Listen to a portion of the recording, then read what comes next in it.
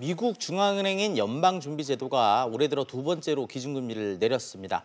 0.25%포인트 내렸는데 시장의 기대에는 미치지 못한 데다가 추가 인하도 불확실하다 보니까 뉴욕 증시가 혼조세를 보였습니다. 국제유가는 도널드 트럼프 미국 대통령이 이란에 대한 제재를 대폭 확대하겠다고 밝히면서 하락폭을 키웠습니다. 밤사이 국제소식 류정훈 기자와 함께 알아보겠습니다. 류 기자, 먼저 뉴욕 증시부터 볼까요? 네, 미국 뉴욕 3대 지수는 엇갈린 움직임을 보였습니다. 다우지수는 미 연준이 향후 추가 금리 인하에 대한 명확한 신호를 주지 않으면서 하락하다가 장 막판 반등하면서 마감했습니다.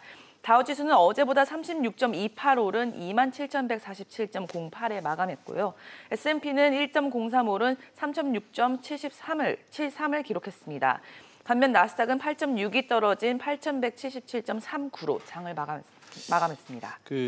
연준이 두 달 만에 기준금리를 내린 건데 시장에서 벌써부터 이제 실망하는 그런 분위기가 나온다고요? 네, 그렇습니다. 시장이 기대한 0.5%의 인하가 절반 수준에 그쳤기 때문인데요.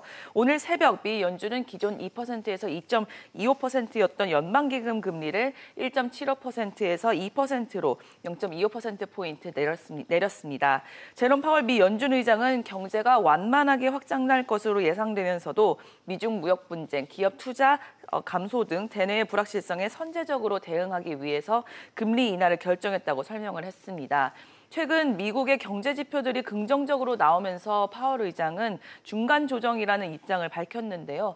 그러면서도 파월 의장은 만약 경제가 하강하면 연속적인 금리 인하가 적절할 것이라며 경기 하강 국면을 전제로 폭넓은 금리 인하를 예고했습니다. 그러나 선을 긋는 발언도 했는데요. 한번 보시죠. So as I mentioned, we don't see a recession. We're not forecasting a recession, but we are adjusting monetary policy in a more accommodative direction to try to support what is, in fact, a favorable outlook.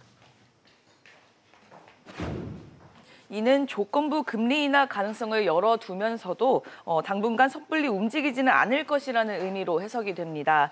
파월 의장은 또 일각의 마이너스 금리론도 일축했습니다.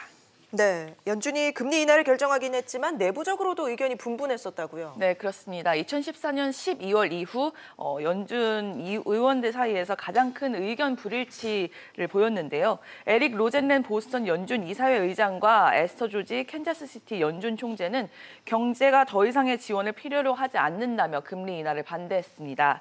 여기에 제임스 블라드 세인트루이스 연준 이사회 총재가 0.5%포인트의 더 큰 인하폭을 원하면서 반대표를 던졌습니다. 한편 연준은 어제 11년 만에 유동성 조치에 나섰는데요. 연준은 먼저 530억 달러의 단기 유동성을 환매 조건부 채권, 레포 거래를 통해 공급했습니다. 레포 거래란 일정 기간 내 되파는 조건으로 채권을 매입해서 시중에 유동성을 공급하는 방식인데요.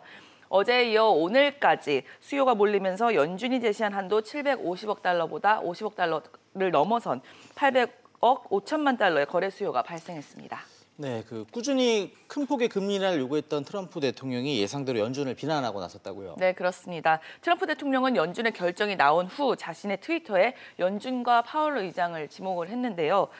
트럼프 대통령은 제롬 파월과 연준이 또다시 실패했다며 배짱도 감각도 비전도 없고 끔찍한 커뮤니케이터라며 맹비난했습니다. 네, 이번에 국제유가 소식도 알아보겠습니다. 어제 사우디가 이 석유 시설을 공격했던 미사일 파편을 공개하면서 이란이 배우다라고 얘기를 했는데 트럼프 대통령도 이란 제재를 대폭 강화하라고 지시했다고요? 네, 그렇습니다. 트럼프 대통령의 군사 작전 대신에 이란 제재를 대폭 강화하라고 지시하면서 국제유가가 하락했는데요. 브렌트유는 1.6% 하락한 배럴당 63달러 52센트를 기록했고 WTI는 2.1% 하락해 배럴당 58달러 11센트로 마감했습니다. 마이크 폼페이오 미 국무장관도 급히 사우디 제다를 방문하는 길에 기자들에게 이번 사건은 예멘 반군이 아닌 이란의 공격이다며 이는 전쟁 행위라고 주장했습니다. 한편 이란 정부도 공식 경로를 통해 반박에 나섰는데요. 이란은 미국의 이익대표부 역할을 하는 주 테헤란 스위스 대사관에 외교 전문을 보내서 이란이 이번 공격에 어떠한 역할도 하지 않았다며 이란에 적대적인 조치를 한다면 즉각 대응하고 이는 구두 경고에 그치지 않을 것이라고 전했습니다. 네, 유 기자 얘기 잘 들었습니다.